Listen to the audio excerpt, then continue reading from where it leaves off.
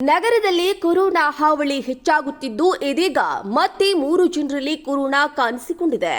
ಬೆಂಗಳೂರಿನ 3 ಏರಿಯಾಗಳಾದ ಡಿಜೆಹಳ್ಳಿ, ಸಿವಿ ರಾಮನಗರ ಹಾಗೂ ಜೈ ಭುವನೇಶ್ವರಿ ನಗರದಲ್ಲಿ ಕೊರೋನಾ ಕಾಣಿಸಿಕೊಂಡಿದ್ದು 2 ಮಹಿಳೆಯರು ಹಾಗೂ ಓರ್ವ ಪುರುಷನಿಗೆ ಕೊರೋನಾ ಪಾಸಿಟಿವ್ ಆಗಿದೆ.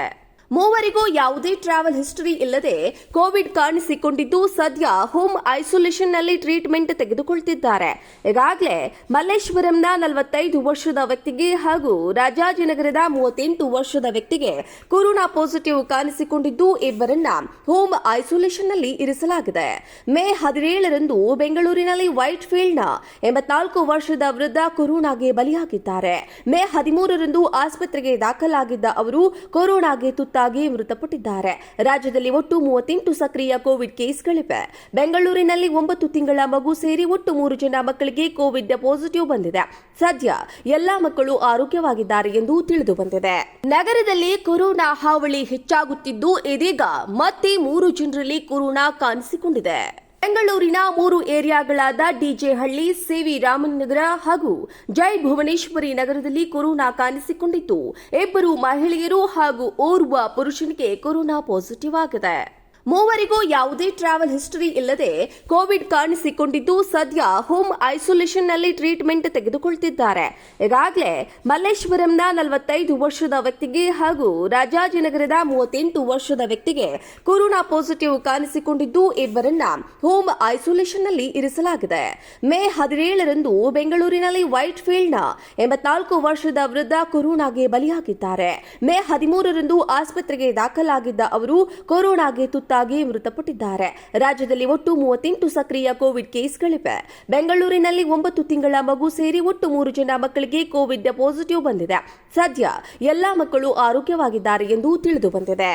ನಗರದಲ್ಲಿ ಕೊರೋನಾ ಹಾವಳಿ ಹೆಚ್ಚಾಗುತ್ತಿದ್ದು ಇದೀಗ ಮತ್ತೆ 3 ಜನರಲ್ಲಿ ಕೊರೋನಾ ಕಾಣಿಸಿಕೊಂಡಿದೆ.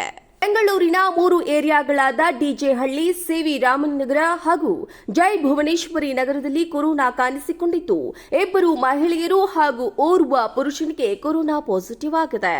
ಮೂವರಿಗೂ ಯಾವುದೇ ಟ್ರಾವೆಲ್ ಹಿಸ್ಟರಿ ಇಲ್ಲದೆ ಕೋವಿಡ್ ಕಾಣಿಸಿಕೊಂಡಿದ್ದು ಸದ್ಯ ಹೋಮ್ ಐಸೋಲೇಷನ್ನಲ್ಲಿ ಟ್ರೀಟ್ಮೆಂಟ್ ತೆಗೆದುಕೊಳ್ಳುತ್ತಿದ್ದಾರೆ.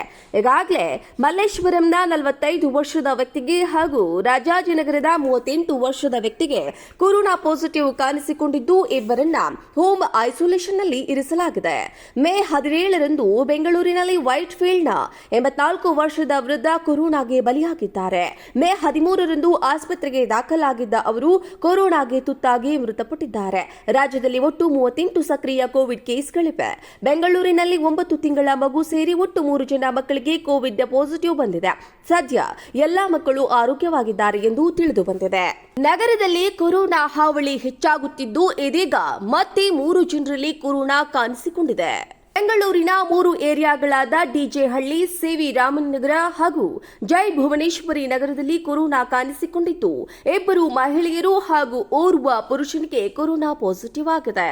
ಮೂವರಿಗೂ ಯಾವುದೇ ಟ್ರಾವೆಲ್ ಹಿಸ್ಟರಿ ಇಲ್ಲದೆ ಕೋವಿಡ್ ಕಾಣಿಸಿಕೊಂಡಿದ್ದು ಸದ್ಯ ಹೋಮ್ ಐಸೋಲೇಷನ್ನಲ್ಲಿ ಟ್ರೀಟ್ಮೆಂಟ್ ತೆಗೆದುಕೊಳ್ಳುತ್ತಿದ್ದಾರೆ. ಈಗಾಗಲೇ ಮಲ್ಲೇಶ್ವರಂನ 45 ವರ್ಷದ ವ್ಯಕ್ತಿಗೆ ಹಾಗೂ ರಾಜಾಜಿನಗರದ 38 ವರ್ಷದ ವ್ಯಕ್ತಿಗೆ ಕೊರೋನಾ ಪಾಸಿಟಿವ್ ಕಾಣಿಸಿಕೊಂಡಿದ್ದು ಇಬ್ಬರನ್ನ ಹೋಮ್ ಐಸೋಲೇಷನ್ನಲ್ಲಿ ಇರಿಸಲಾಗಿದೆ. ಮೇ 17ರಂದು ಬೆಂಗಳೂರಿನಲ್ಲಿ ವೈಟ್ ಫೀಲ್ಡ್ನ 84 ವರ್ಷದ ವೃದ್ಧ ಕೊರೋನಾಗೆ ಬಲಿಯಾಗಿದ್ದಾರೆ. ಮೇ 13ರಂದು ಆಸ್ಪತ್ರೆಗೆ ದಾಖಲಾಗಿದ್ದ ಅವರು ಕೊರೋನಾಗೆ ಮೃತಪಟ್ಟಿದ್ದಾರೆ. ರಾಜ್ಯದಲ್ಲಿ ಒಟ್ಟು 38 ಸಕ್ರಿಯ ಕೋವಿಡ್ ಕೇಸ್ಗಳಿವೆ.